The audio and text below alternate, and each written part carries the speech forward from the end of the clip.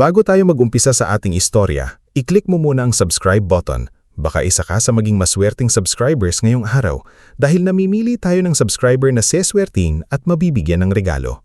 At habang nagsisimula ang kwento, i-comment mo naman kung taga-saan ka at anong oras ka nanonood ngayon dahil baka ang lugar mo ang mabanggit sa susunod nating istorya. Sa bayan ng San Ireneo, kilala ang apelidong Manlapat bilang isa sa mga pamilyang minsang iginagalang, kinaiinggitan at pinapantasya ng mga tao. Malaki ang bahay nila sa gitna ng bayan, may mataas na gate, may 2 balkonahing nakaharap sa kalsada at may harding laging malinis dahil araw-araw itong inaalagaan ng kanilang matandang hardinero na si Mang Terso Galang.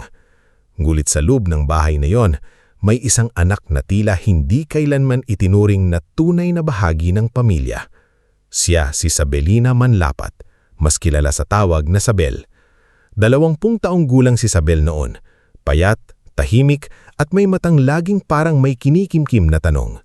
Hindi siya pala sagot, hindi siya palalaban, pero sa bawat utos, bawat sigaw at bawat panlalait ng kanyang pamilya, may bahagi sa loob niya na unti-unting tumitigas na parang lupang natuyuan ng ulan. "Bilisan mo riyan, Sabel!" sigaw ng kanyang ina na si Gloripica Manlapat habang nakaupo sa mahabang hapagkainan. "Darating ang mga bisita ng kapatid mong si Criselda, huwag mong ipapahiya ang bahay na ito." Nasa kusina si Sabel, nakasuot ng lumang damit pambahay, habang ang kapatid niyang si Criselda ay nasa sala, nakasuot ng mamahaling bestida at abala sa pag-aayos ng buhok sa harap ng salamin. "Ma," reklamo ni Criselda habang hawak ang pabango, "siguraduhin mong hindi lalabas si Sabel mamaya ha, nakakahiya siyang tingnan, para siyang katulong." Tumawa ang bunsong lalaki nilang kapatid na si Baudelio na nakasandal sa pintuan habang hawak ang susi ng sasakyan. Katulong naman talaga ang galawan niya, sayang lang ang apelyido natin sa kanya. Narinig iyon ni Sabel, pero hindi siya nagsalita. Ibinabalang niya ang hawak na plato at dahan-dahang ipinagpatuloy ang paghahanda ng pagkain. Sanay na siya. Bata pa lang siya, ganun na ang tingin sa kanya. Noong maliit pa siya, madalas siyang iwan sa likod bahay habang sina Criselda at Baudelio ay dinadala sa mall, resort o mamahaling handaan. Kapag may bagong damit ang mga kapatid niya, sa kanya napupunta ang pinaglumaan. Kapag may mali sa bahay, siya ang unang pinagbubuntunan. Kapag may bisita, ipinapakilala si Criselda bilang magandang anak, si Baudelio bilang pag-asa ng negosyo, at si Sabel naman ay madalas hindi binabanggit. Ang ama niyang si Veridiano Manlapat ang pinakamatigas ang loob sa kanilang lahat. Dating anak yaman, pero naging pabaya sa negosyo. Mahilig siyang magmayabang sa harap ng ibang tao kahit palihim na palubog na sa utang ang pamilya. Kapag napapahiya siya sa labas, sa loob ng bahay niya binabawi ang galit. "Wala kang ambisyon," madalas niyang sabihin kay Sabel. "Tingnan mo ang kapatid mong si Criselda, marunong makisama sa mayayaman. Si Baudelio may plano sa negosyo. Ikaw? Ano ang gusto mo? Lupa? Palayan? Putik?" Hindi sumasagot si Sabel noon, ngulit sa puso niya, malinaw ang sagot. Oo, lupa, palayan, putik. Dahil sa putik niya natatandaan ng lolo niya na si Don Pelomino Manlapat, ang tanging taong minsang nagparamdam sa kanya na hindi siya pagkakamali. Nung bata pa siya, dinadala siya ni Don Pelomino sa lumang palayan sa dulong bahagi ng bayan. Malayo iyon sa malaking bahay nila.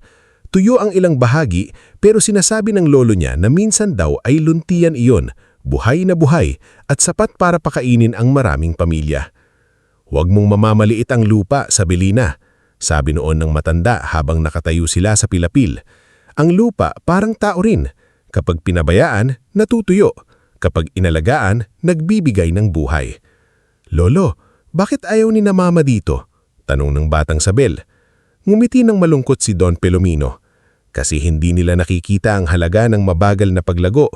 Gusto nila pera agad. Pero ikaw, apo, iba ang tingin mo. Nakikita mo ang kayang maging buhay ng isang bagay na akala ng iba ay patay na."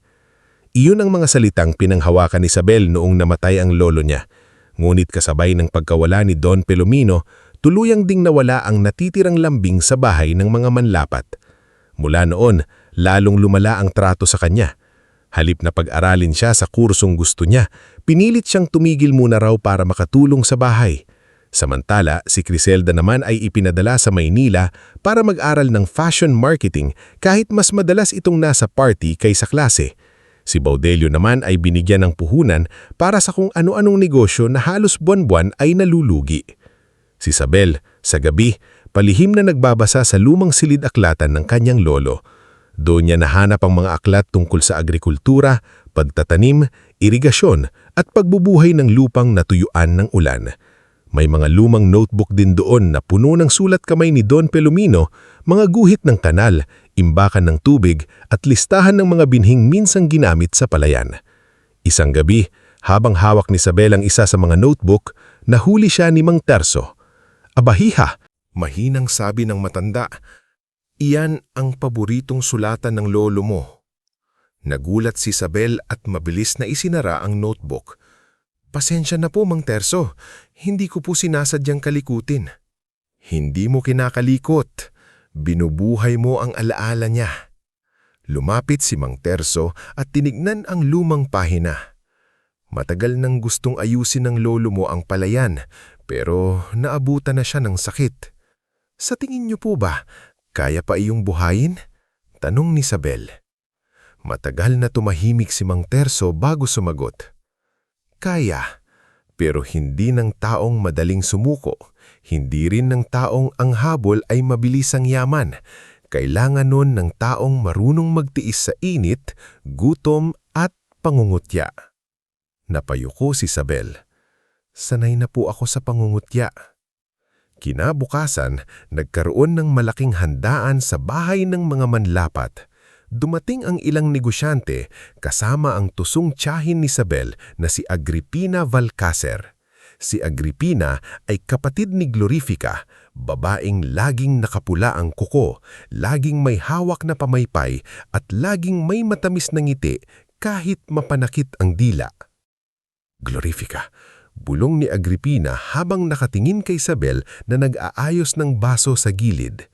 Habang tumatagal, nagiging problema ang batang iyan.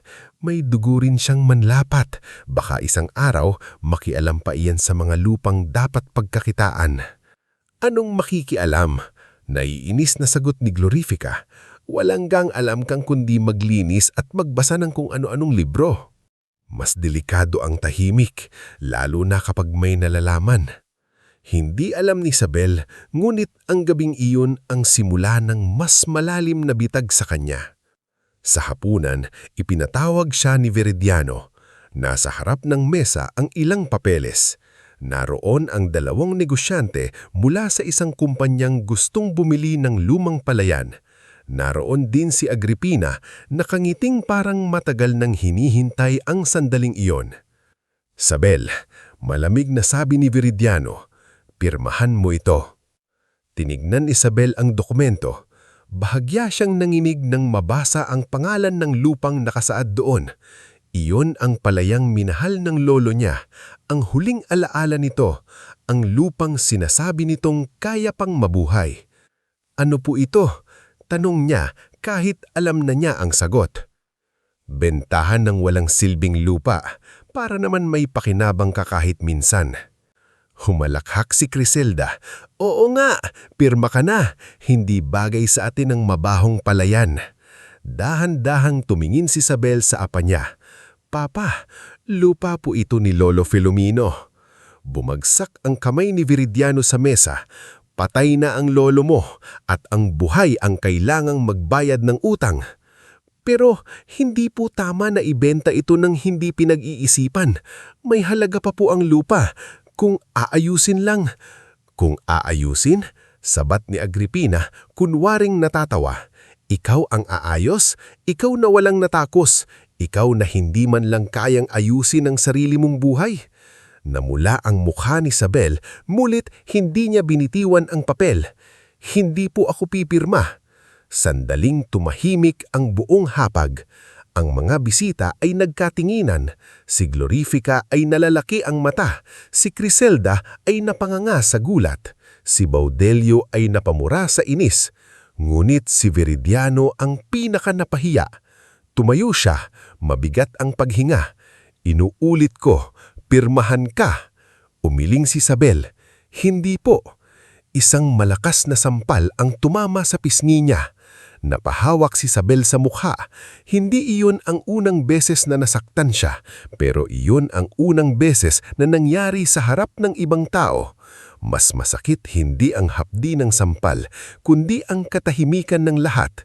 Walang pumigil, walang nagtanggol, walang sinabing tama na. Walang utang na loob, nanggigining na sabi ni Glorifica, pinakain ka, pinatira ka, binigyan ka ng pangalan, tapos ipapahiya mo kami? Ma, anak niyo rin po ako, nanginginig na sagot ni Isabel. Anak? Malamig na sabi ni Viridiano, ang anak tumutulong sa pamilya, hindi sumisira.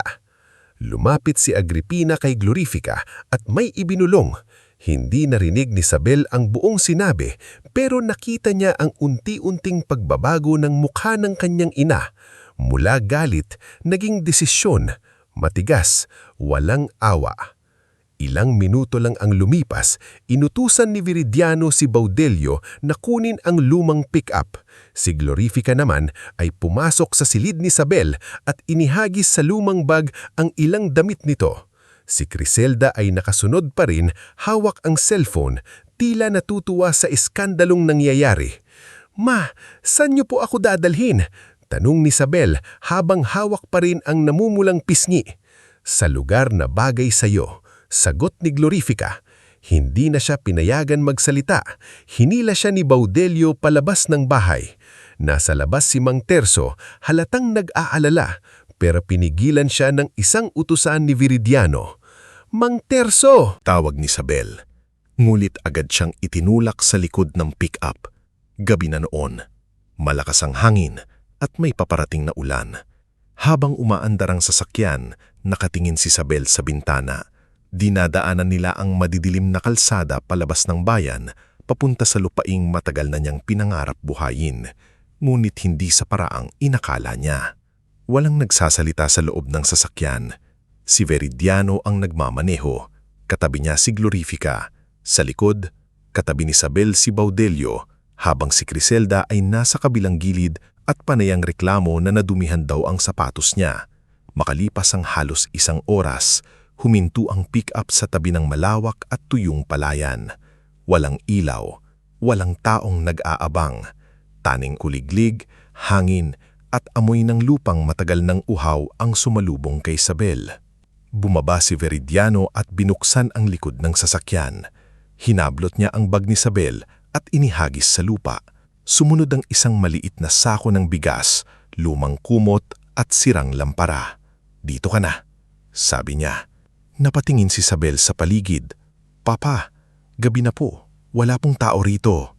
Mas mabuti, sagot ni Baudelio, para walang makarinig sa drama mo. Lumapit si Glorifica. Ang mukha ay walang bakas ng awa. Gusto mo ng lupa, hindi ba? Gusto mo ng palayan? Ayan, sayo na ang putik, sayo na ang gutom, sayo na ang buhay na pinangangarap mo. Papa, pakiusap. Napaluhod si Isabel sa tuyong lupa. Hindi ko po kayang mag-isa rito. Tinignan si siya ni Glorifica mula ulo hanggang paa, pagkatapos ay ngumiti ng mapait. Diyan nababagay ang tulad mong walang pangarap. Parang tumigil ang mundo ni Isabel sa mga salitang iyon. Hindi niya alam kung alin ang mas malamig, ang hanging dumadampi sa balat niya o ang tingin ng sariling ina habang itinatapon siya na wala siyang halaga.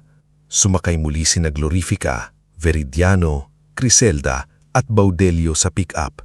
Umandar ang makina. Sa huling sandali, tumakbo si Isabel papalapit. Papa, Ma, huwag niyo po akong iiwan. Ngunit hindi huminto ang sasakyan. Habang papalayo ang ilaw ng pick-up, unti-unting lumanom ng dilim ang tanging pamilyang meron siya. Naiwan si Isabel sa gitna ng tigan na palayan, basang-basa ng unang patak ng ulan, yakap ang lumang bag, naninginig ng takot at sakit. Umupo siya sa lupa at umiyak ng tahimik. Wala siyang pagkain maliban sa kaunting bigas, wala siyang bahay kundi isang kubong halos gumuho sa di kalayuan. Wala siyang kasiguraduhan kung mabubuhay pa siya kinabukasan. Ngulit habang bumabagsak ang ulan sa tuyong lupa, may kakaibang tunog siyang narinig.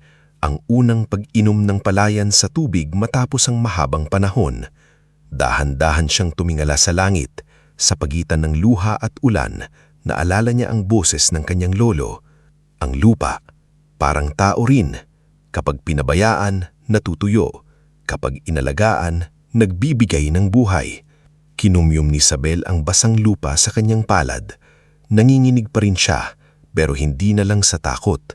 May galit, may sakit, may pangakong unti-unting nabubuo sa dibdib niya. Kung dito niyo ako iniwan para mamatay, bulong niya sa dilim, dito rin ako mabubuhay.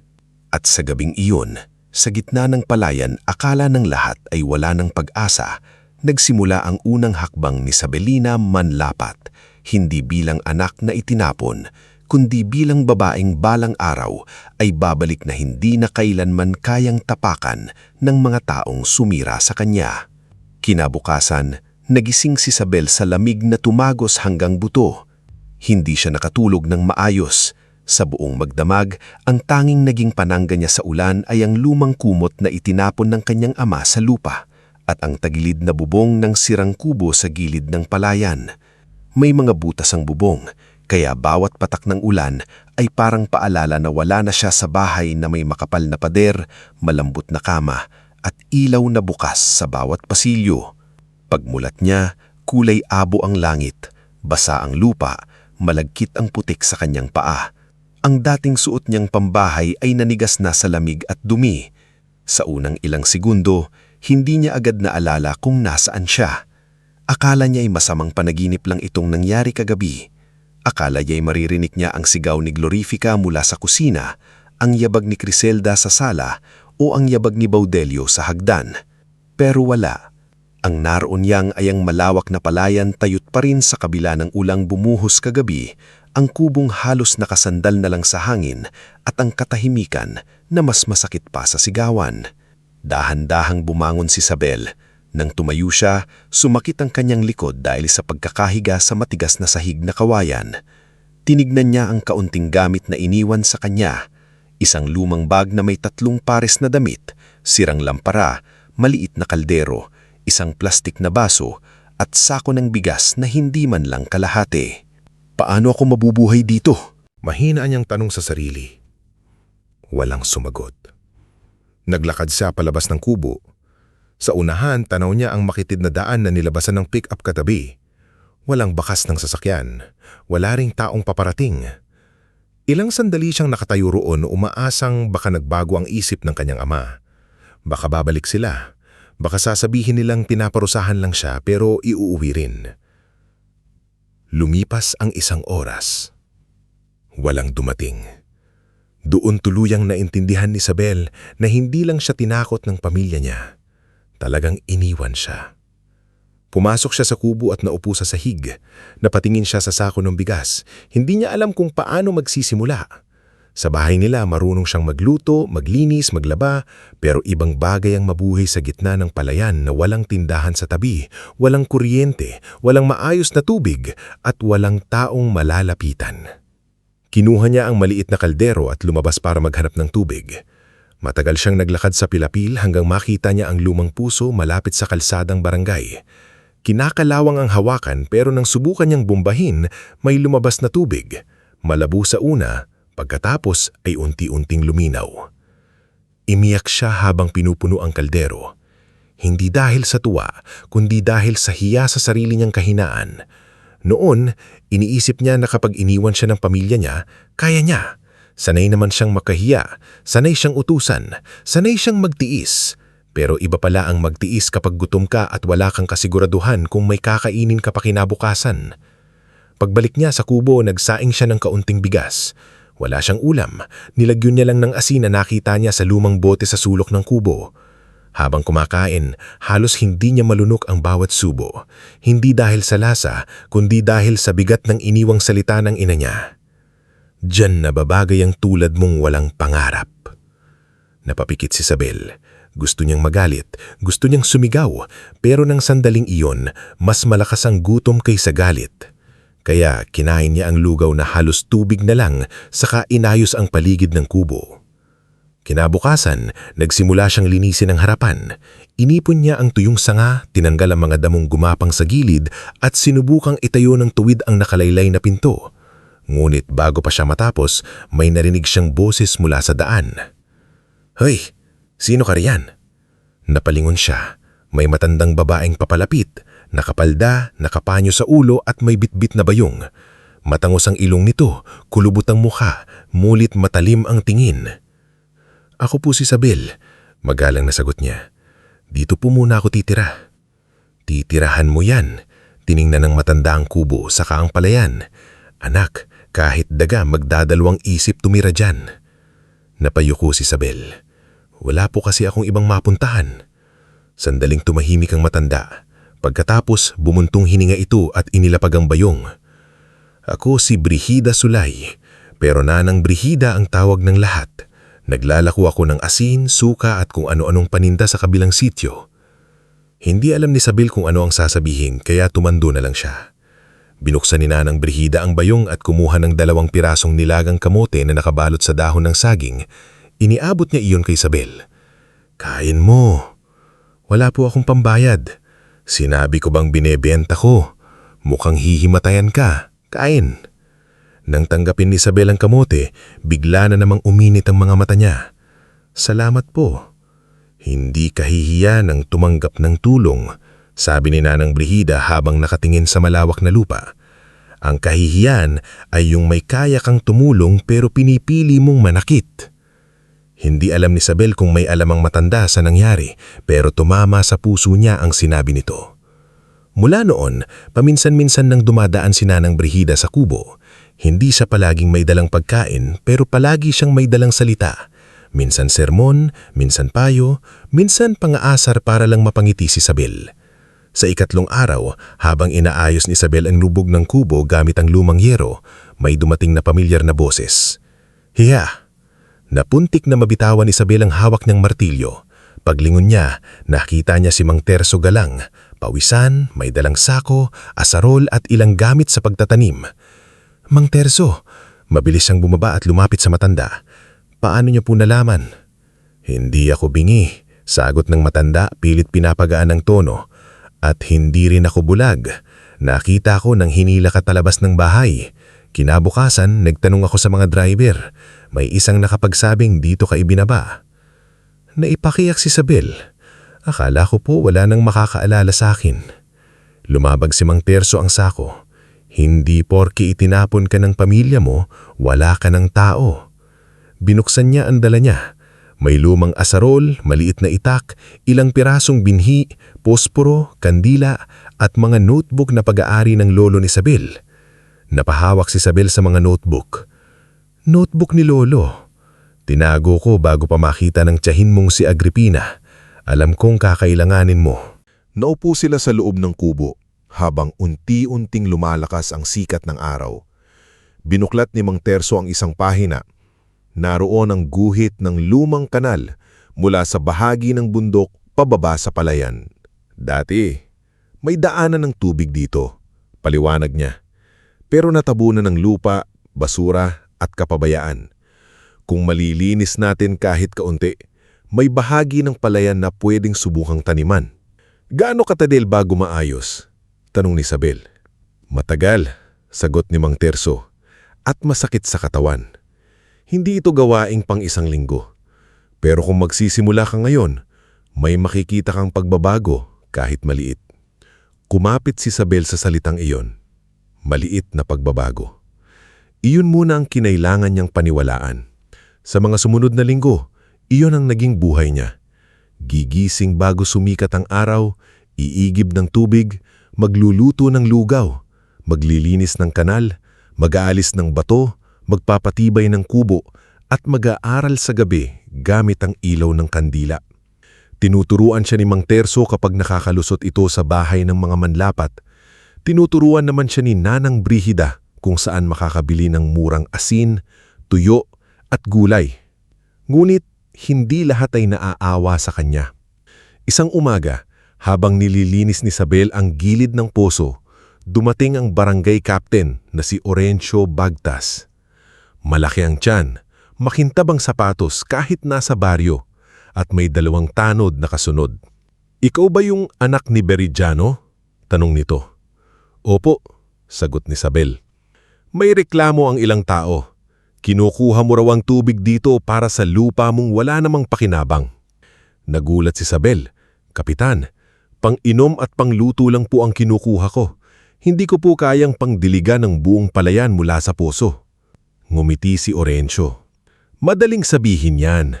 Pero tandaan mo, hindi dahil may apelyido kang manlapat, pwede kang maghari-harian dito." Hindi alam ni Isabel na si Orencio ay matagal nang kausap ni Agripina tungkol sa planong pagbibenta ng lupa. Para sa kanya, sagabal si Isabel. Habang nananatili ito sa palayan, hindi madaling itulak ang bentahan. Mula noon, kumalat sa baryo ang tsismis. Baliw daw yung babaeng taga-mansyon. Pinalayas daw kasi suwail. Nagnanakaw raw ng tubig para buhayin ang patay na lupa. Naririnig yun ni Isabel tuwing dumadaan siya sa maliit na tindahan. May mga batang tumatawa, may matatandang umiiwas, may ilang magsasakang umiiling na parang sayang lang ang ginagawa niya. Isang hapon, habang buhat niya ang 2 timba ng tubig, natapilok siya sa pilapil. Natapo ng kalahati ng inigib niya. Naupo siya sa lupa, pagod na pagod, gusto ng sumuko. Doon lumapit ang isang binatilyong payat, kayumbangi at may bitbit na tali ng kalabaw. "Ate, tutulungan na kita." Tumingala si Isabel. "Sino ka?" "Intoy Maragondon po. Dito lang kami sa may dulo. Sabi nila, baliw ka raw." Napangiti ng mapait si Isabel. "Naniniwala ka?" "Hindi po. Kasi yung tatay ko bago namatay, sabi niya, ang baliw daw ay yung taong tumatawa sa nagtatrabaho." Tinulungan siya ni Intoy buhati ng tubig hanggang kubo. Kinabukasan, bumalik ito para tumulong mag-alis ng damo. Hindi nagtagal, may isa pang dumating, si Luning-Luning Abelia, o Ning, guro sa maliit na paaralan sa baryo. "Ako ang teacher ni Intoy," pagpapakilala niya. Sabi niya, may babaeng nagtatangkang buhayin ang lumang palayan. "Gusto kong makita." "Nakakatawa ba po?" tanong ni Isabel, sanay ng pagtawanan. "Hindi. Mahalaga. Pero kung gusto mong magtagumpay, kailangan mong itala lahat. Gastos, binhi, tubig, araw ng tanim, ani. Hindi sapat ang tiyaga. Kailangan may datos."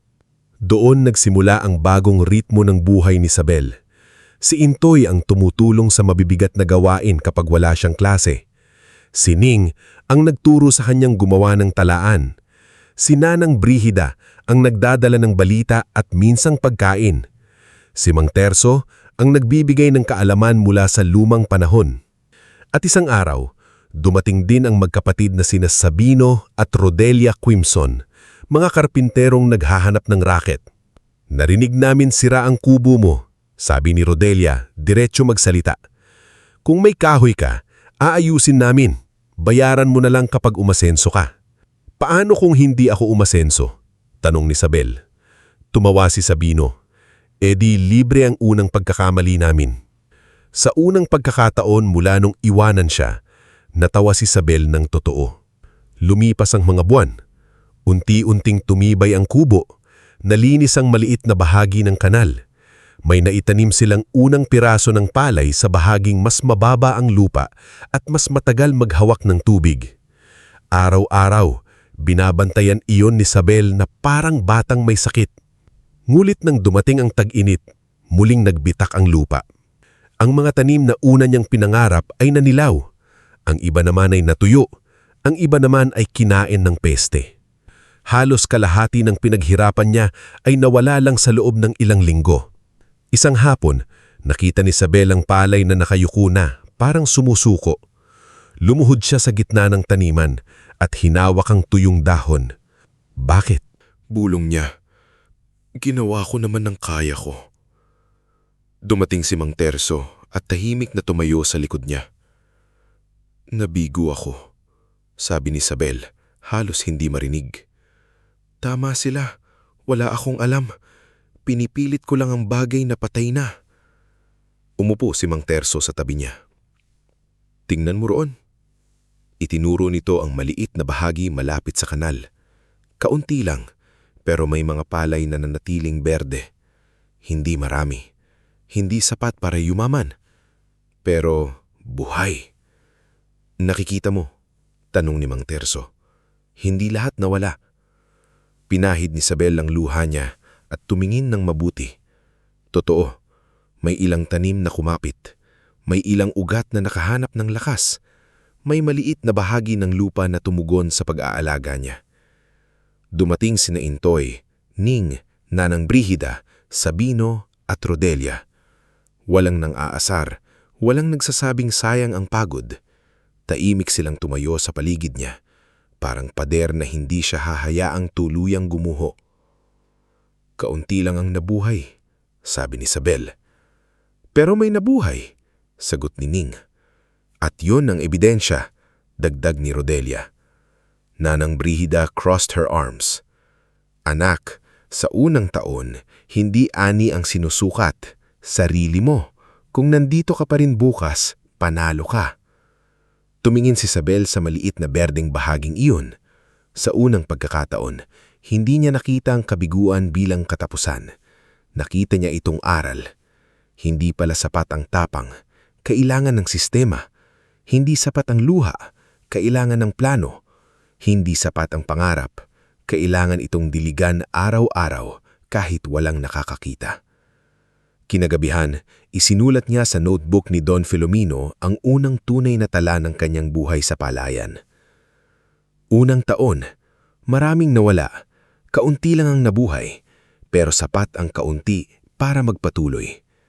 Pagkatapos, isinara niya ang notebook, pinatay ang kandila at humiga sa loob ng kubong hindi nagaanong tumutulo. Sa labas, tahimik ang tigang na lupa, pero sa isang maliit na bahagi nito, may berdeng palay na kumakapit sa dilim. At sa puso ni Isabel, may pag-asang hindi nakahinghina ng dati. Sa paglipas ng mga buwan matapos ang unang pagkabigo ni Isabel, hindi na siya gumising na ang unang hinahanap ay awa sa sarili. Sa halip, ang una niyang ginagawa tuwing madaling araw ay buksan ang lumang notebook ni Don Filomeno at basahin ang sariling mga tala noong nakaraang araw. Minsan ay numero ng tubig na naipon sa kanal, minsan ay bilang ng binhing tumubo, minsan ay simpleng pangungusap lang, para bang sinusulat niya hindi para sa bukid, kundi para sa pusong pilit niyang tinuturuang maging matatag. Hindi lahat ng natutuyo ay patay, may iba, naghihintay lang ng tamang panahon. 3 taon mula nang iwan siya sa tigang na palayan, halos hindi na makilala si Isabelina manlapat ng sino mang makakakita sa kanya mula sa dating buhay niya. Wala na ang dalagang laging nakayuko sa loob ng mansyon. Ang balat niya ay nasanay na sa araw. Ang mga kamay niya ay may kalyo na mula sa asarol, pala, lubid at kawayan. Ang buhok niya ay madalas nakapunos lang at ang mga damit niya ay simple. Lumang long sleeves, pantalon at botas na minsan ay pinagtatawanan ng mga tagabayan, kulaunan ay naging simbolo ng kanyang pagtindig. Hindi pa rin mayaman si Isabel, wala pa rin siyang malaking ani, pero mayroon na siyang direksyon. Sa maliit na mesa sa loob ng kubo, nakalatag ang mga papel na tinulungan ni Ning na ayusin. Nandoon ang listahan ng mga magsasakang gustong sumubok sa paraan ni Isabel, ang mapa ng palayan, ang gastos sa binhi, at ang bilang ng mga araw na may sapat na tubig ang kanal. Kung gagawin natin itong samahan, sabi ni Ning habang hawak ang lapis, kailangan may pangalan, may talaan, may patakaran, at may tiwala.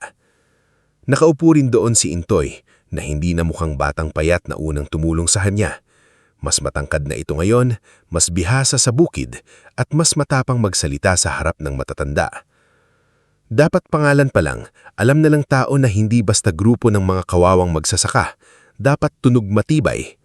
Nasa sulok naman si Nanang Brigida, nagbabalat ng kamote, kunwari ay hindi nakikinig, pero palaging may isisingit. Pangalanan nyo ng ayaw sumuko, tutal yun naman ang sakit ninyo, kahit ilang beses nang nadapa, tayo pa rin ng kayo. Napangiti si Isabel. Maganda po yun, Nanang Brigida. Pero gusto ko sana may salitang buklod kasi hindi ko ito kayang mag-isa. Buklod luntian, sunggit ni Ning. Buklod dahil samahan, Luntian dahil yun ang gusto nating ibalik sa lupa. Sandaling tumahimik ang lahat. Buklod luntian, ulit ni Isabel. Marahang binibigkas ang pangalan narang binibigkas sa lupa. Sige, yon ang pangalan natin. Doon nagsimula ang samahang hindi pa alam ng San Ireneo na balang araw ay magpapabago sa buhay ng maraming pamilya. Hindi miding madali ang unang hakbang. May mga magsasakang bumirma pero may ilan ding umatras bago pa man magsimula. Takot sila kay Kapitan Orencio Bagtas na patuloy na naninira kay Isabel sa barangay hall. "Mag-ingat kayo sa babaeng yan," sabi ni Orencio sa mga magsasaka isang hapon. "Anak mayaman yan, ginagamit lang kayo para mapasakamay niya ang lupa ninyo. Kapag yumaman yan, iiwan din kayo." Narinig iyon ni Intoy at muntik ng makipag-away, pero pinigilan siya ni Mang Terso. "Hindi lahat ng laban sinasagot ng sigaw," sabi ng matanda. "Minsan, ang pinakamalakas na sagot ay ani." Kaya nagtrabaho sila. Hindi na lang basta nagtanim si Isabel. Pinag-aralan niya ang lupa. Sa tulong ni Mang Terso, inalam nila kung aling bahagi ang mabilis matuyuan, aling bahagi ang naiipunan ng tubig, at aling parte ang mabato. Gumawa sila ng compost mula sa tuyong dahon, dumi ng kalabaw, ipa, at nabubulok na gulay mula sa palengke. Noong una, pinagtawanan sila ng ibang tao dahil sa amoy. "Kung yan ang sikreto nyo sa yaman, mabaho pala ang pangarap," pangaasar ng isang lalaki sa tindahan. Hindi sumagot si Isabel.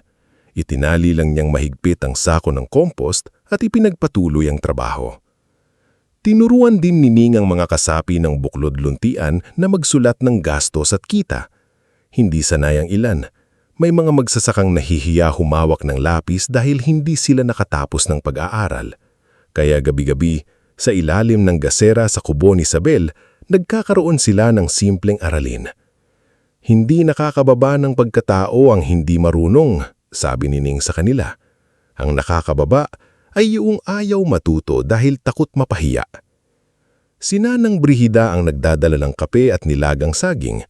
Sina Sabino at Rodelia naman ay gumawa ng mahabang bangko mula sa lumang tabla. Si Intoy ang madalas unang sumasagot sa mga tanong kahit minsan mali kaya nagiging dahilan ng tawanan. At si Isabel, habang nakikita ang mga taong iyon na dating kanya-kanya lang sa paghihirap, ay unti-unti nang naintindihan na ang tunay na pagbuhay sa lupa ay kasabay ng pagbuhay sa loob ng tao. Sa ikatlong taon, may dumating na bagong mukha sa baryo. Isang lalaking nakasuot ng simpleng polo, maalikabok ang sapatos, may bitbit na bag, at may hawak na maliit na lalagyan ng sampol ng lupa.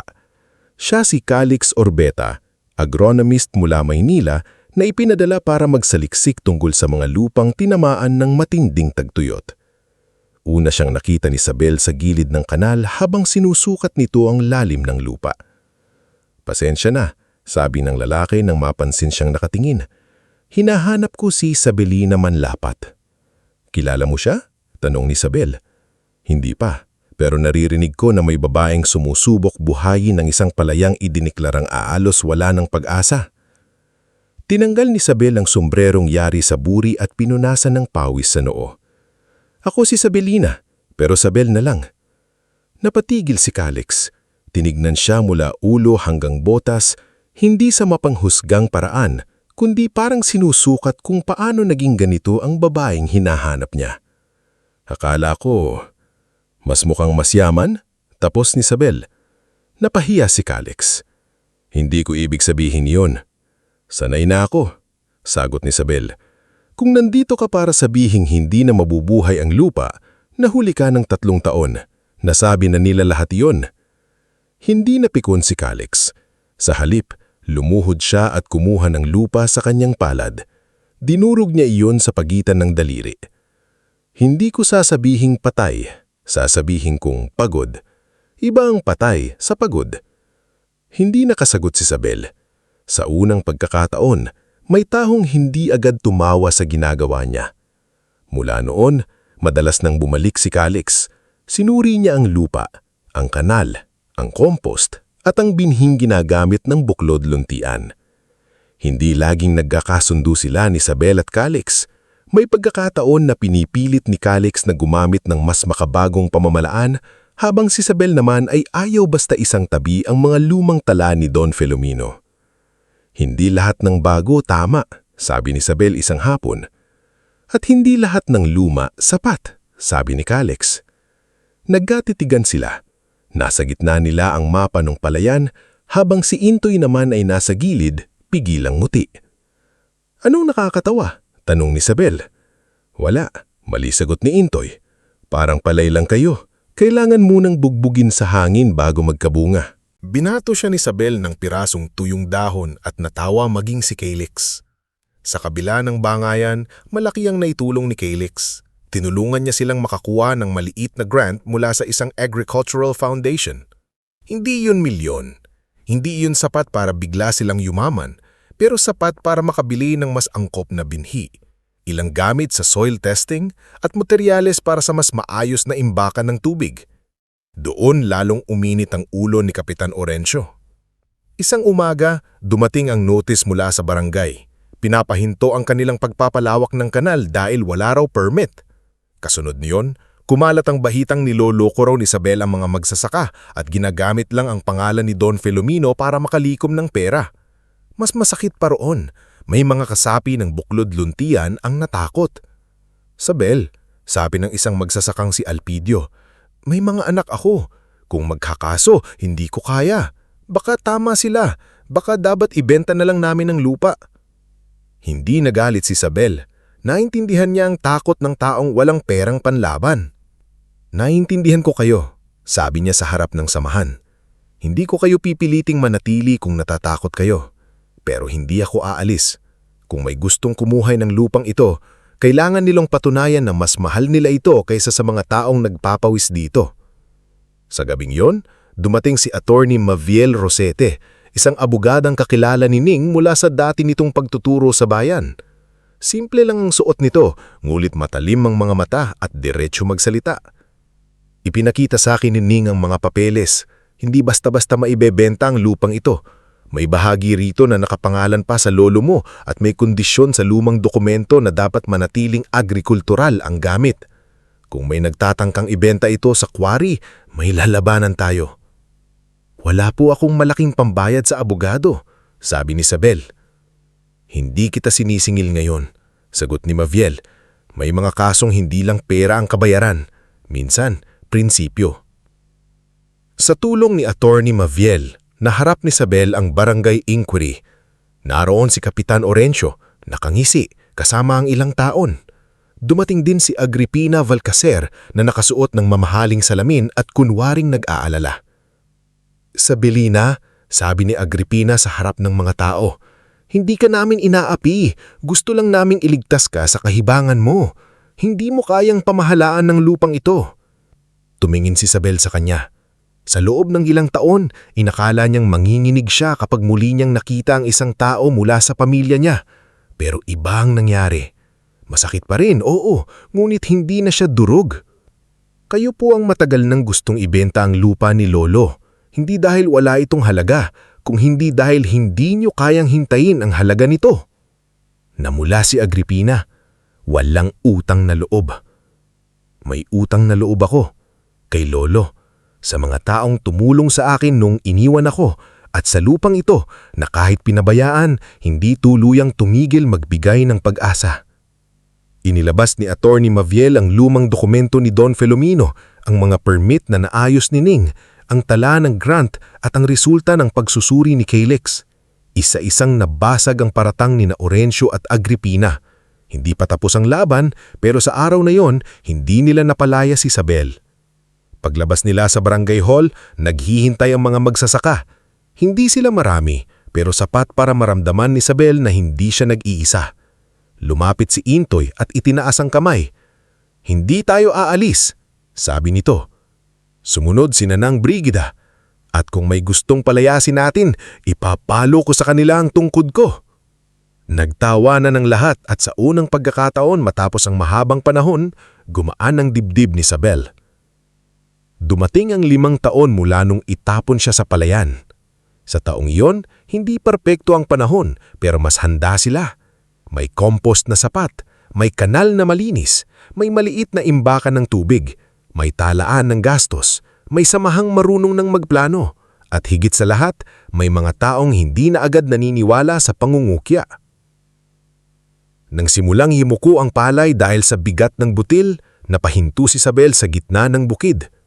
Humangin ng marahan. Ang dating tigang na bahagi ay may alon ng luntiang tanim. Hindi pa sakop ang buong lupain.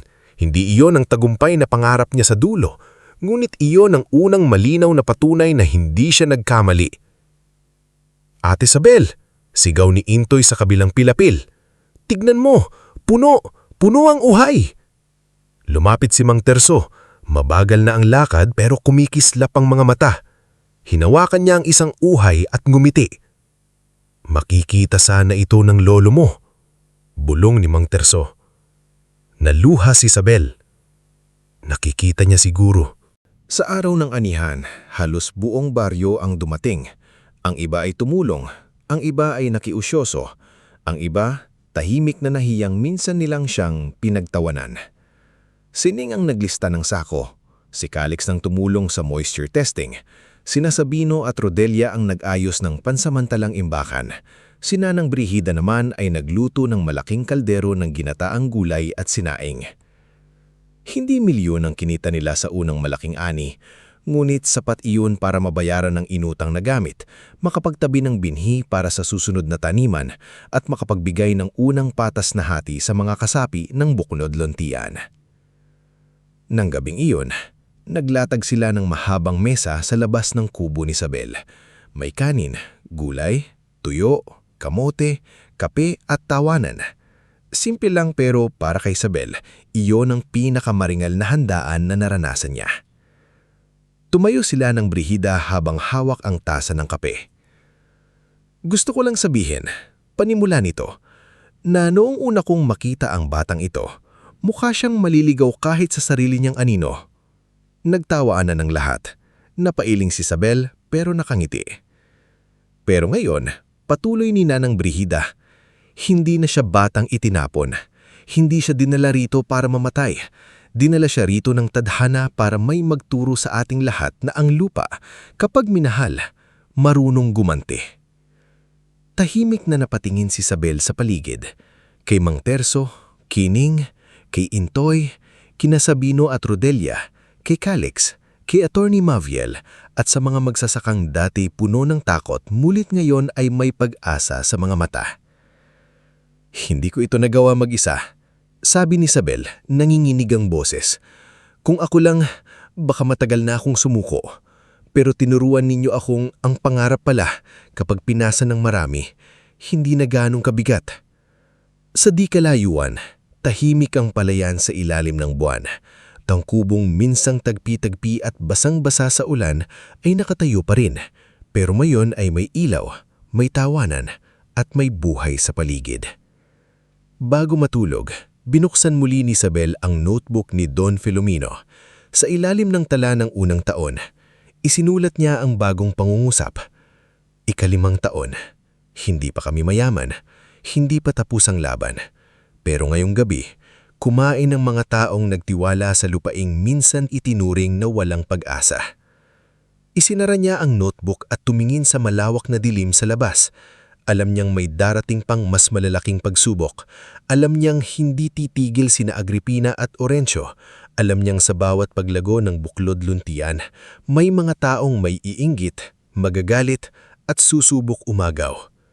Pero sa unang pagkakataon, hindi na siya takot sa bukas.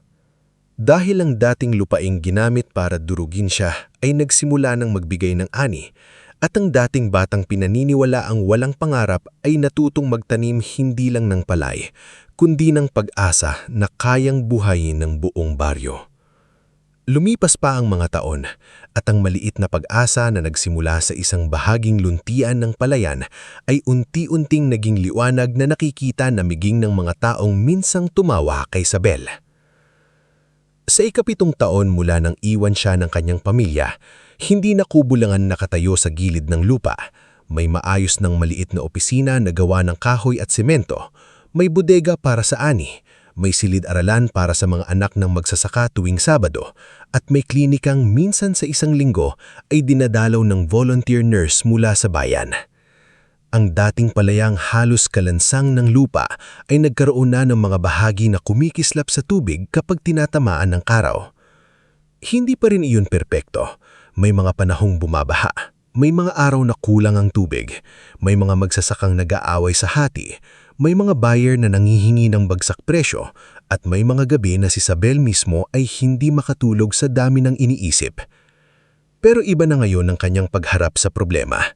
Hindi na siya nagtatago sa sulok, hindi na siya naniniwala na kapag may mali, siya agad ang walang halaga. Sa maliit na opisina, nakatayo si Isabel sa harap ng malaking pisara. Naandun sina Ning Abella na hindi lang guro, kundi tumatayong tagapangasiwa ng edukasyon at records ng Buklod Luntian.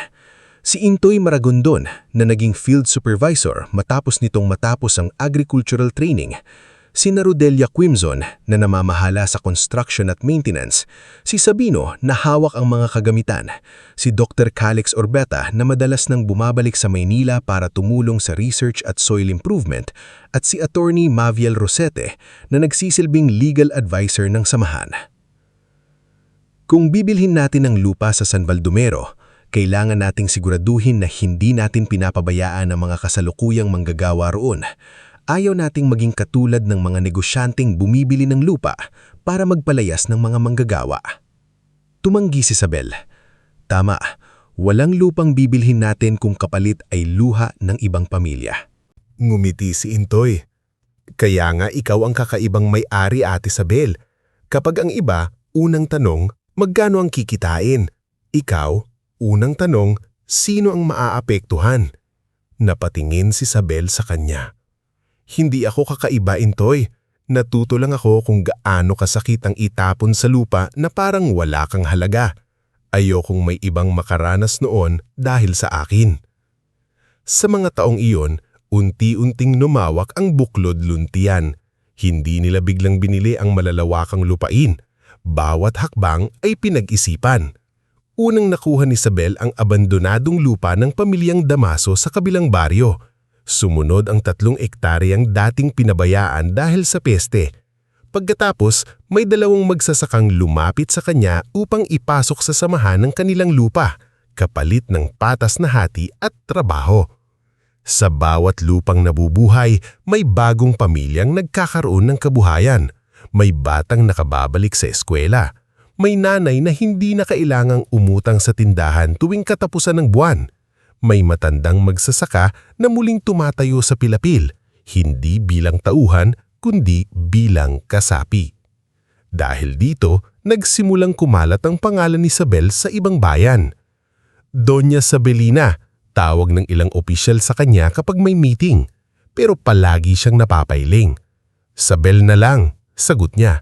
Kapag tinawag ninyo akong Doña, parang lalayo ako sa mga taong kasama kong nagsimula sa putik.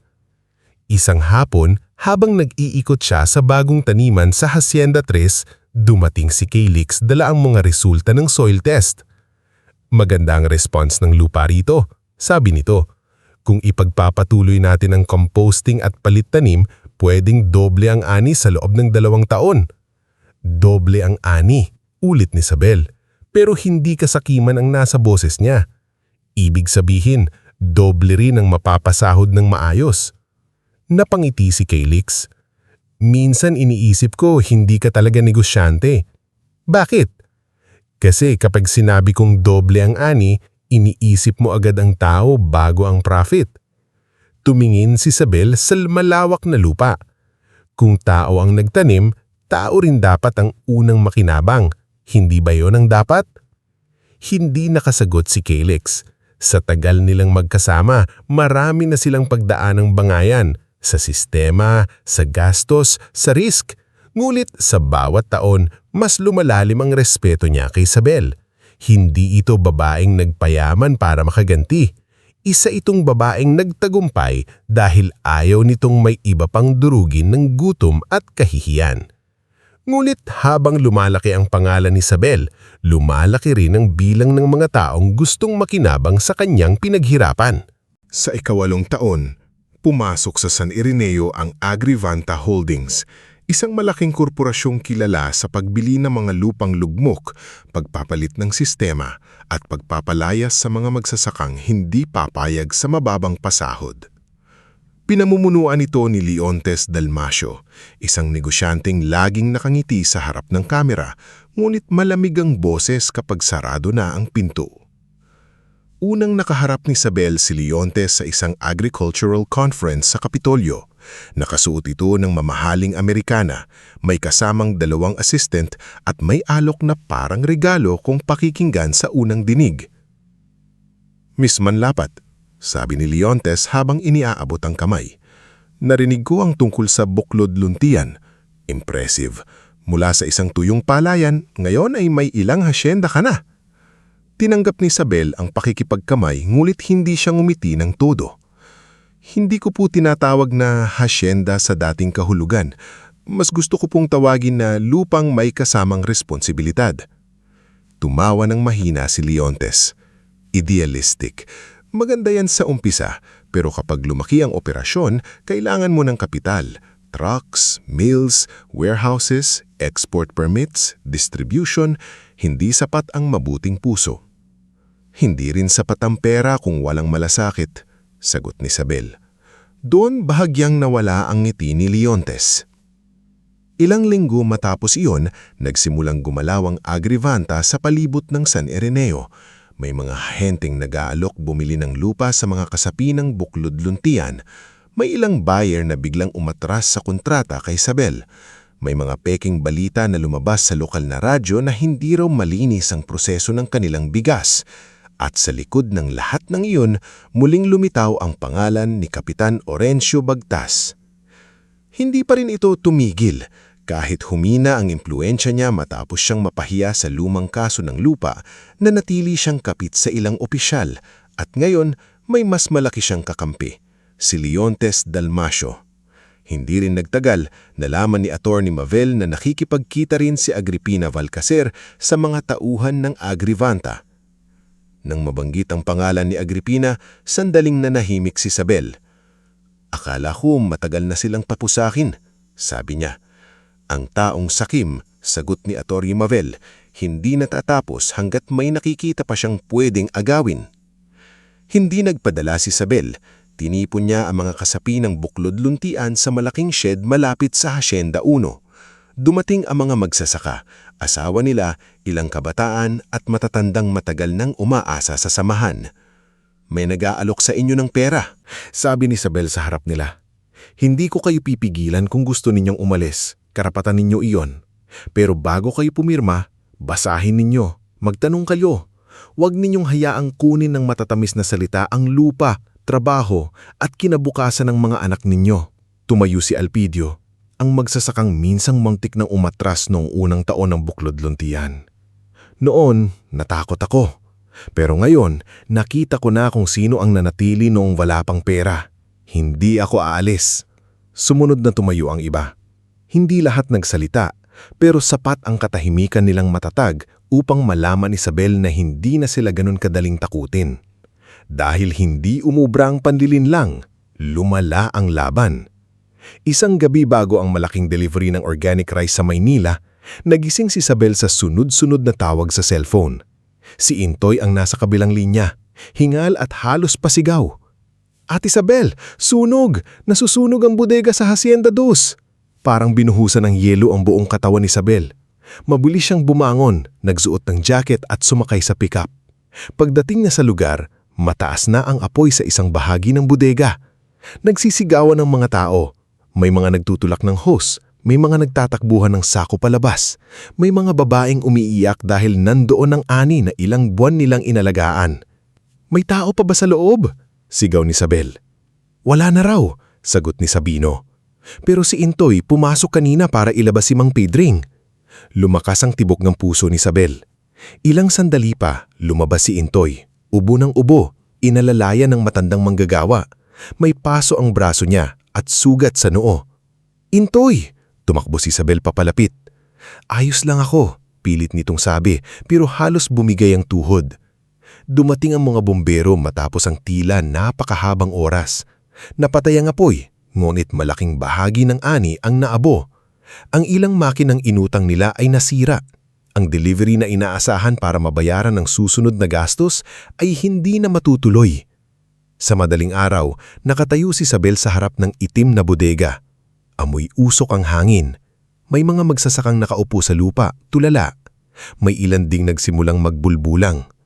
Paano na ang sahod? Baka hindi na tayo makabangon. Baka tama nga sila, masyado tayong lumaki. Narinig yun ni Isabel. Masakit, pero hindi niya sila sinisi. Kapag gutom ang pamilya, kahit pag-asa ay napapalitan ng takot. Kinabukasan, tinipon niya ang lahat. Namamaga ang mata niya sa puyat, ngunit tuwid ang tindig niya. Hindi ko kayo pipilitin na maniwala agad na kaya nating itong ayusin, sabi niya. Malaki ang nawala sa atin. May nasaktan, may mga kontratang maaapektuhan. Pero makinig kayo sa akin. Walang manggagawa ang uuwi ng walang sahod ngayong linggo. Nagkagulo ang bulbulang. Saan mo kukunin ang pera? Tanong ni Ning, halatang nag-aalala. Titimnan natin ang emergency fund. Ibebenta ko ang lupa sa lungsod na naiwan sa pangalan ko. At kung kulang, isasanla ko ang sasakyan. Calix, mahinang sabi ni Calix. Baka maubos ka. Tumingin siya rito. Mas mauubos ako kapag nakita kong nawalan ng tiwala ang mga taong nagbuhat sa akin noong wala ako. Hindi iyon drama para magmukhang bayani. Ganun talaga ang ginawa niya. Binayaran niya ang sahod, kinausap niya ang buyers at humingi ng palugit. Personal niyang binisita si Intoy sa maliit na klinik at humingi ng tawad.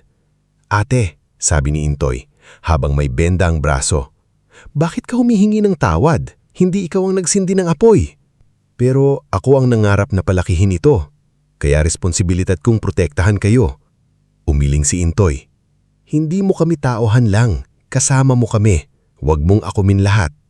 Doon simula ang imbestigasyon. Si Rodelia ang unang nakapansin na may kakaiba. Habang inaayos niya ang natirang bahagi ng bodega, nakita niya ang marka ng gulong sa likurang daan, malayo sa karaniwang pasukan. Hindi iyon gulong ng kariton o motorsiklo.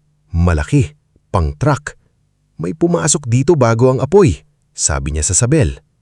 Si Ning naman ay may nakausap na batang nagtitinda ng balot sa kanto.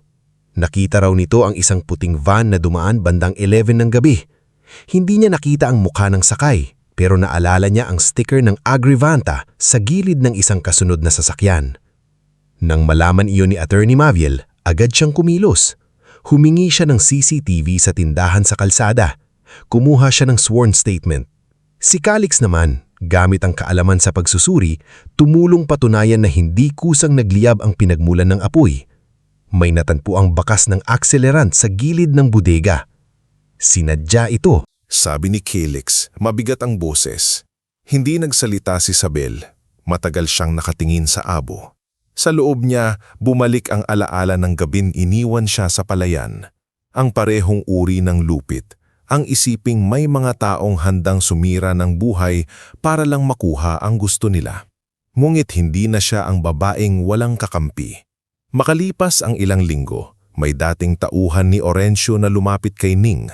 Takot ito, pero dala ang isang kopya ng usapan at resibo ng bayad mula sa taong konektado sa Agrivanta.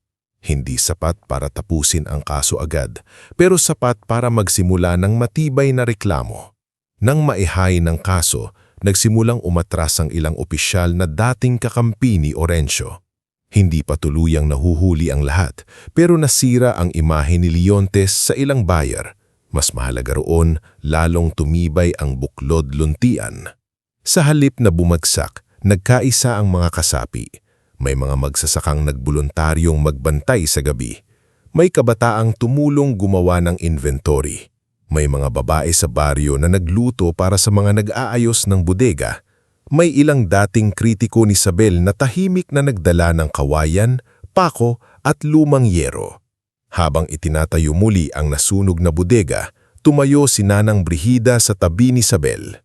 Alam mo anak, sabi ng matanda, minsan sinusunog ng masamang tao ang itinatayo mo dahil akala nila abo ang katapusan. Ano po ang katapusan?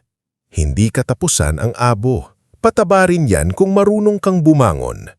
Napangiti si Isabel kahit mabigat ang dibdib. Sa pagtatapos ng ikasiyam na taon, tuluyang nakabangon ang Buklod Luntian.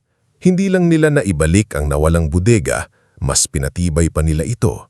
Nagkaroon sila ng insurance, mas maayos na security at mas malinaw na sistema.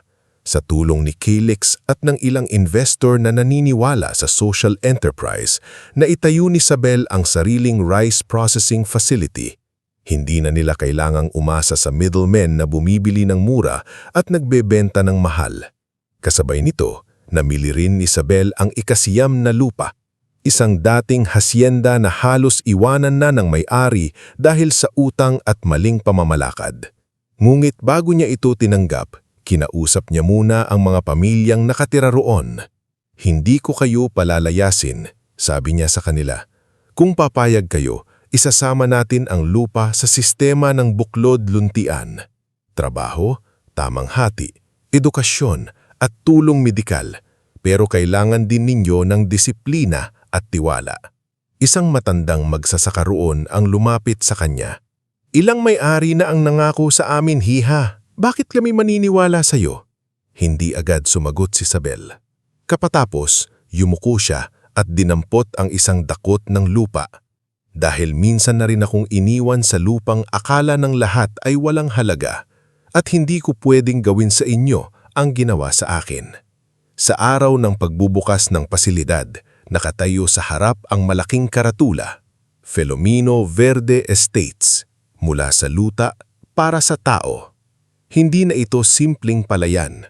May 10 hasyenda na konektado sa isang makatarungang sistema.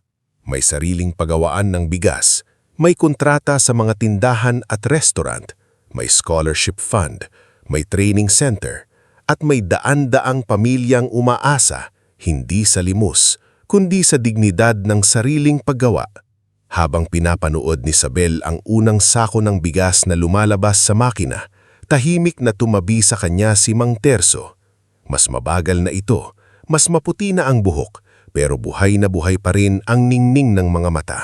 Kung nandito ang lolo mo, baka hindi na magsalita iyon, iiyak na lang. Napatingin si Isabel sa karatula. Mang Terso, minsan natatakot pa rin ako. Baka isang araw mawala lahat. Normal matakot, sagot ng matanda. Ang mahalaga, hindi takot ang nagmamaneho ng buhay mo. Sa di kalayuan, may dumating na balita mula sa bayan.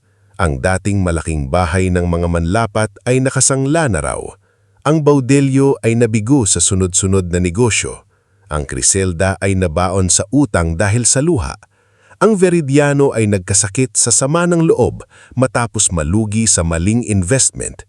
At ang Glorifica, ayon sa mga usap-usap, ay nagbebenta na ng alahas na dati niyang ipinagmamalaki sa mga handaan. Nang marinig iyon ni Isabel, hindi siya natuwa. Hindi rin siya nakaua agad. Para lang may lumang pinto sa puso niya na bahagyang bumukas at muling nagpaalala ng sakit. Baka hahanapin ka nila, sabi ni Ning ng gabing iyon. Nakatingin si Isabel sa malawak na taniman kung saan kumikislap ang tubig sa ilalim ng buwan. Kung dadating sila, mahinahon niyang sinagot, haharapin ko sila, pero hindi na bilang anak na nagmamakaawa na tanggapin. Haharapin ko sila bilang taong alam na ang halaga niya.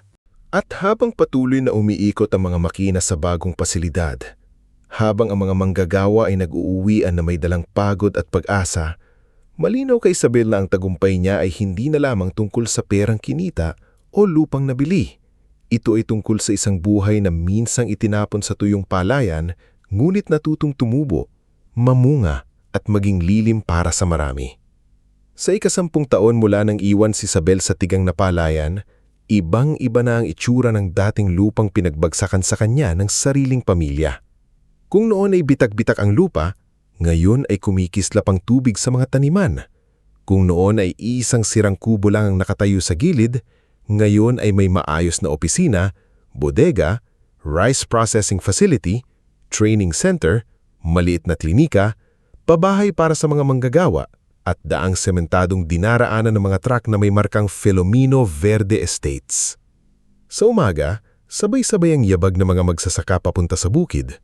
May mga batang nakauniporme na dumadaan sa scholarship center. May mga nanay na naghahatid ng pagkain sa mga asawa nilang nagtatrabaho.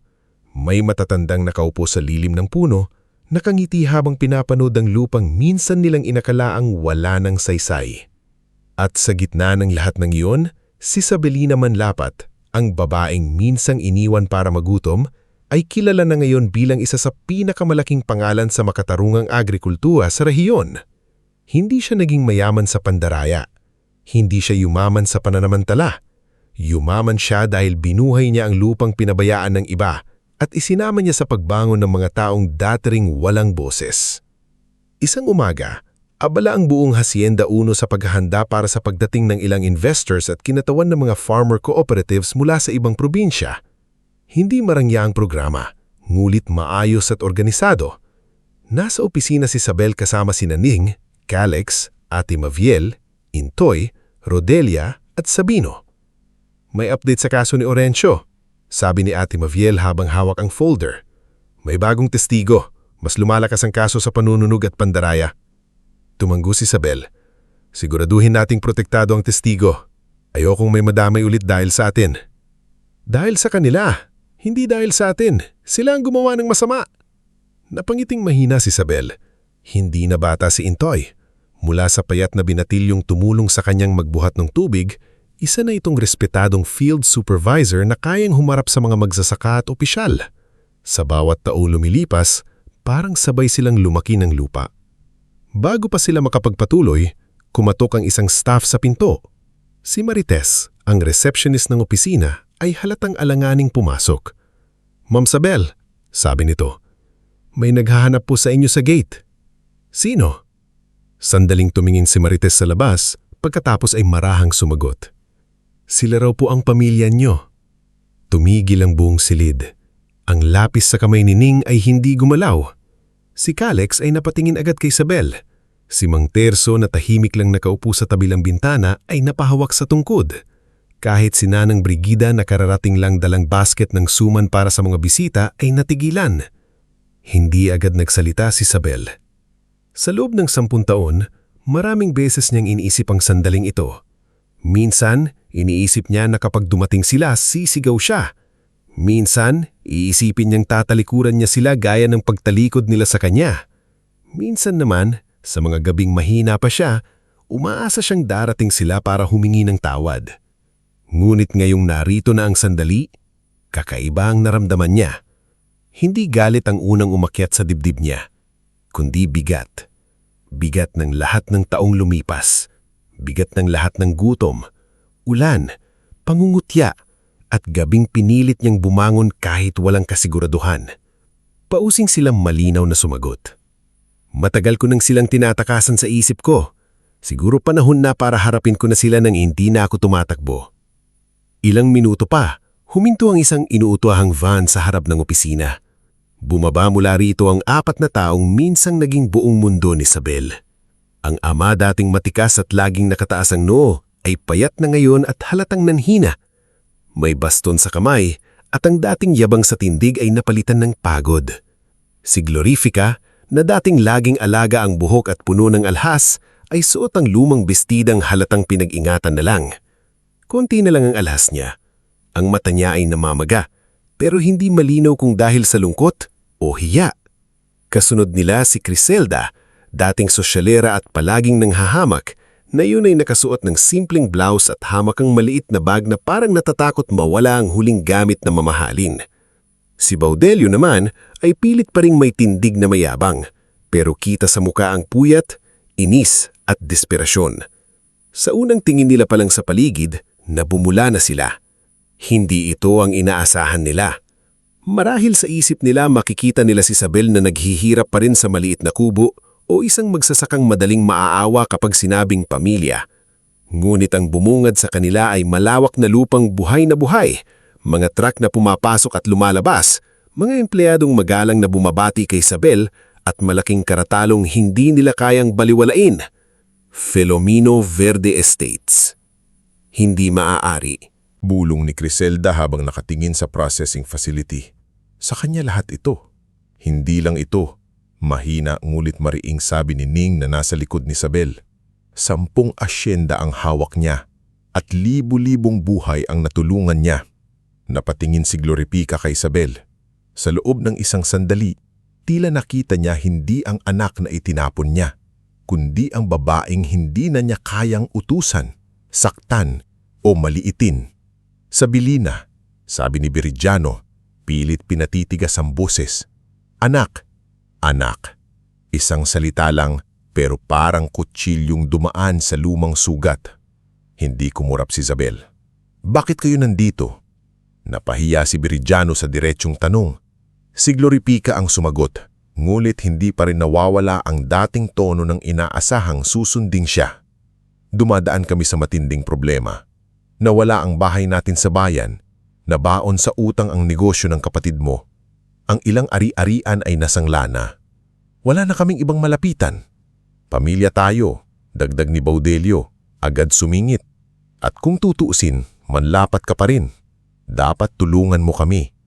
Napatingin si Intoy kay Baudelio na tila gusto itong sagutin, pero bahagyang itinaas ni Isabel ang kamay upang pigilan siya. Dapat? Ulit ni Isabel. Lumunok si Baudelio. Ibig kong sabihin, may kakayahan ka naman at mukhang malaki na itong negosyo mo. Baka pwede akong tumulong sa management. Ako ang lalaki sa pamilya. Marunong ako sa business. Napahagalpak ng maikling tawa si Nanang Brigida mula sa giid. Lalaki sa pamilya? Anak, ang dami kong nakilalang palaka sa palayan na mas marunong pa sa responsibilidad kaysa sayo. Namula si Baudelio. Sino bang matandang ito? Isa sa mga taong nagpakain sa akin noong iniwan niyo ko. Sagot ni Isabel. Kaya mag-ingat ka sa pagsasalita. Natahimik si Baudelio. Dahan-dahang lumapit si Gloripica kay Isabel. May luha na sa mata nito. Anak, mali kami, pero ina mo pa rin ako. Matagal na tiningnan ni Isabel ang mukha ng ina. Ito ang mukhang hinanap niya noong unang gabi sa palayan. Ang tinawag niya habang papalayo ang pick-up. Ang inaasahan niyang babalik sa umaga.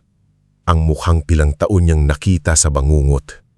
Alam niyo ba, Ma, kung ilang gabi akong natulog na iniisip kung buhay pa ba ako kinabukasan? Alam niyo ba kung ilang beses akong kumain ng lugaw na halos tubig lang? Alam niyo ba kung gaano kalayo ang poso mula sa kubong iniwan niyo sa akin? Kung ilang tao ang tumawag sa akin na baliw dahil kayo mismo ang nagpauna na wala akong kwenta? Hindi makatingin si Gloripica. Sinabi niyo sa akin, Ma, na bagay ako sa tigang na palayan dahil wala akong pangarap. Hindi niyo alam. Ang salitang iyon ang araw-araw kong kinain kasabay ng gutom. Anak, umiyak na sabi ni Gloripica, patawarin mo kami. Bago pa makasagot si Saben, dumating nang nagmamadali si Attorney Maville mula sa gate, hawak ang cellphone at ilang papel. Sabel, sabi nito, seryoso ang mukha. Kailangan nating mag-usap ngayon. Ano yun? Tumingin si Maville sa pamilya ni Isabel. Pagkatapos ay sa kanya. May hawak akong impormasyon. Si Agripina at Leontes Dalmasio ay naghahanda ng pagong hakbang. Ginamit nila ang pangalan ng pamilya mo sa isang dokumento na nagsasabing may claim sila sa ilang lupa ng Filomeno Verde Estates. Nanlaki ang mata ni Isabel. Ano? Napalingon si Viridiano. Ang mukha nito ay biglang namutla. Papa, sabi ni Isabel, bumigat ang boses. Anong pinirmahan niyo? Naninginig ang kamay ni Viridiano sa baston. Akala ko tulong yun. Sinabi ni Agripina, matutulungan niya kaming makabayad sa utang. May ipapapirma lang daw na patunay na bahagi pa rin kami ng pamilyang manlapat. Hindi mo binasa? Tanong ni Ning, halatang hindi makapaniwala. Sumubog ang galit ni Baudelio. Wala na kaming choice. Wala kaming bahay. Hinahabol kami ng bangko. At dahil doon, mariing sabi ni Attorney Maville, halos ibinigay ninyo sa kanila ang dahilan na gambalahin ang mga lupa na pinagtrabahuhan ng 100 pamilya. Napaupo si Gloripica, parang nawalan ng lakas. Si Criselda ay umiyak na rin, pero tahimik. Si Viridiano ay hindi makatingin kay Isabel. Mabilis ang sumunod na mga pangyayari. Ipinatawag ni Isabel ang security team, ang legal staff at ang ilang board members ng cooperative. Dumating si Calix dala ang mga dokumento ng land rehabilitation grants. Siningang naglabas ng records ng pagbili at kasunduan sa mga magsasaka. Si Rodelia ay nagbigay ng kopya ng construction permits at facility ownership. Si Intoy naman ang tumawag sa ilang kasaping magsasaka upang maging saksi kung kinakailaman. Kinahapon, humarap sila sa emergency meeting sa Municipal Hall. Naroon sina Agripina Valcacer, nakaayos pa rin ngunit halatang kinakabahan. At si Leontes Dalmasio, malamig ang ngiti. Naroon din si Kapitan Orencio, gawat naman hindi na kasing kompletado tulad noon dahil mainit na ang kaso laban kanya. Aba, sabili na. Sabi ni Agripina, pilitang tamis ng boses. Hindi ba mas mabuting pag-usapan na lang ito sa pamilya? Pamilya? Sagot ni Isabel. Ang pamilyang sinasabi mo ba ay iyong ginamit mo para makapirma sa panibagong pandaraya? Tumigas ang panga ni Agripina. Mag-ingat ka sa sinasabi mo. Hindi na ako iyong batang tinatakot ninyo sa hapagkainan, mahinahong sagot ni Isabel. At hindi ninyo na rin ako mapapalaya sa lupang binuhay ng dugo at pawis ng maraming tao. Inilatag ni Attorney Maviel ang mga dokumento. Isa-isa nitong ipinakita na walang legal na bisa ang claim na ginawa ni na Agripina at Leontes dahil hindi pag-aari ni na Veridiano ang mga lupaing pinag-uusapan. Ang ilan ay binili ng Corporation Isabel, ang ilan ay nasa cooperative structure, ang ilan ay may kasunduang pirmado mismo ng mga magsasaka. Hindi sapat ang apelidong manlapat para agawin ang pinaghirapan ng isang komunidad. Ngunit ang pinakamatinding sandali ay nang tumayo si Baudelio. Nanginginig siya, pawisan, ngunit sa unang pagkakataon sa buhay niya, hindi yabang ang nasa mukha niya, kundi takot at hiya.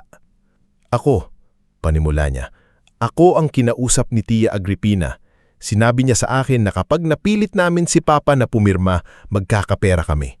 Hindi niya sinabi na gagamitin iyon para agawin ang lupa, pero alam kong may mali. Pumayag ako kasi desperado ako. Napatingin si Agripina sa kanya na parang gusto siyang sakalin. Sinungaling kang batang ka. Hindi na ako bata, sagot ni Baudelio, umiiyak na sa galit sa sarili. At hindi na ako pagod na magpanggap na hindi kasalanan ng lahat ng nangyari sa buhay ko. Ang pag-amin ni Baudelio kasama ng hawak na ebidensya ni Maviel mula sa dating tauhan ni Orencio at resibo ng bayad sa sabotahe ang tuluyang nagpabagsak sa mga maskara ni na Agripina, Leontes at Orencio. Hindi man natapos ang buong proseso sa araw na iyon, sapat ang ebidensya para sila ay sampahan ng kaukulang kaso at mapigilan ang tangkang pangaagaw sa asyenda. Si Orencio ay inaresto dahil sa koneksyon sa panununog at iba pang naunang kaso. Si Agripina ay halos magwala habang inilalabas ng mga otoridad. Si Leontes sa unang pagkakataon nawala ang ngiting negosyanteng akala ay kayang bilhin ang lahat. Pagbalik sa Asyenda 1, gabi na. Tahimik ang pamilya ni Isabel habang nakaupo sa labas ng opisina. Wala na ang dating ere nila. Wala na ang maskara ng karangyaan.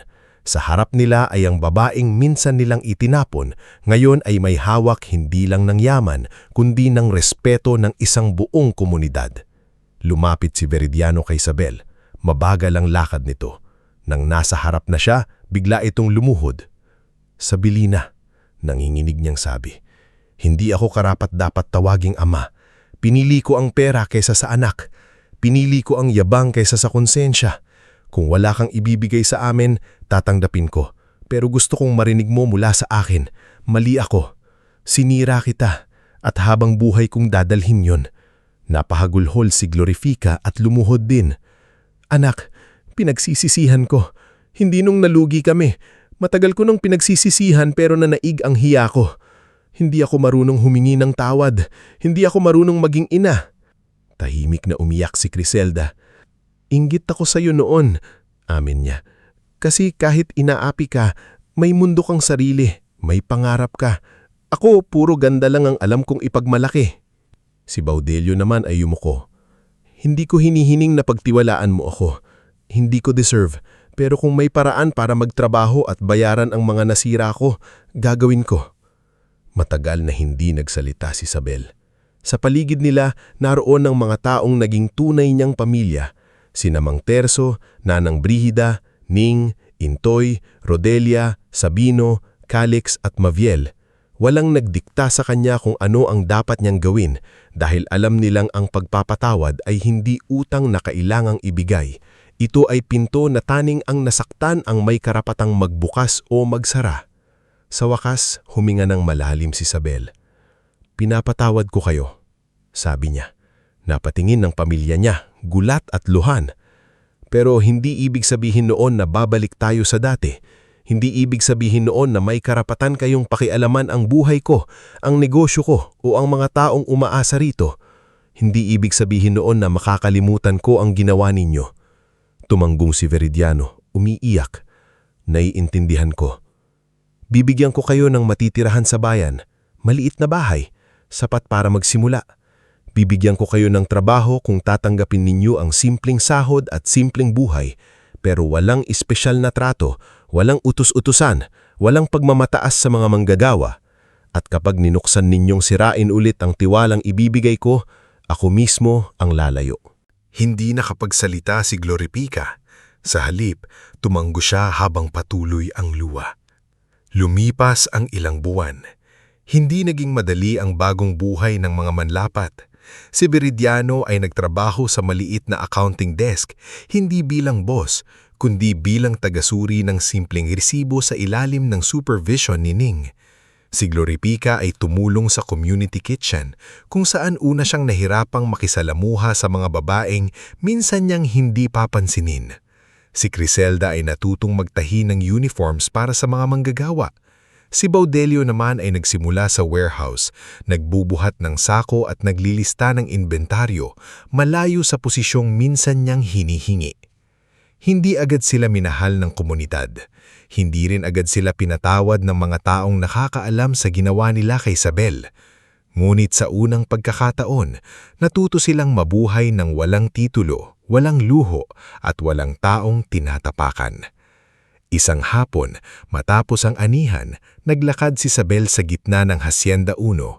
Kasama niya sina Calix, Mang Terso, Nanang Brihida, Ning, Intoy, Rodelia, Sabino at ilang batang eskolar ng Buklod Luntian. Sa di kalayuan, tanaw niya ang dating bahagi ng palayan kung saan siya unang iniwan. May maliit na marker doon ngayon, hindi para alalahanin ng sakit, kundi para alalahanin ang simula. Nakalagay sa marker, dito nagsimula ang lupang muling nabuhay.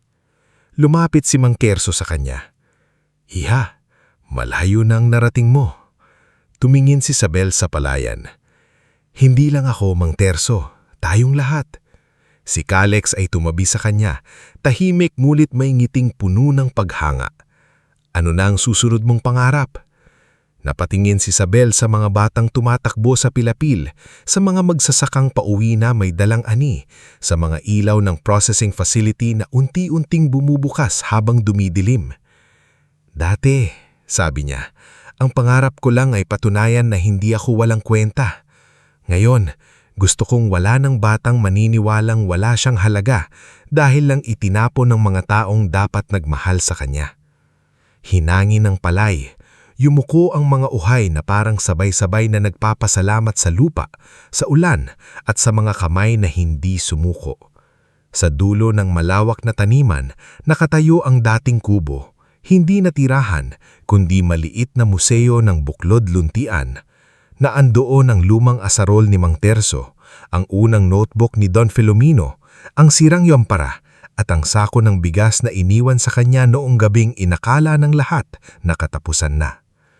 Ngunit hindi pala iyon katapusan. Iyon ang simula. At si Sabilina Manlapat, ang babaeng itinapon sa tigang na palayan para mamatay sa gutom, ay hindi lamang naging bilyonarya at may-ari ng 10 hasyenda.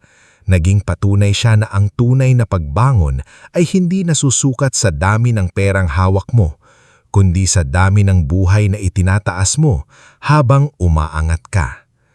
Sa huling sinag ng araw, tumayo siya sa gitna ng palayang minsang ginawang libingan ng kanyang pangarap. Ngayon, ito ay dagat ng luntiang pag-asa. At sa wakas, Hindi na siya naghihintay na tanggapin ng pamilyang nagtapon sa kanya. Dahil natagpuan na niya ang tahanang hindi siya kailanman iiwan.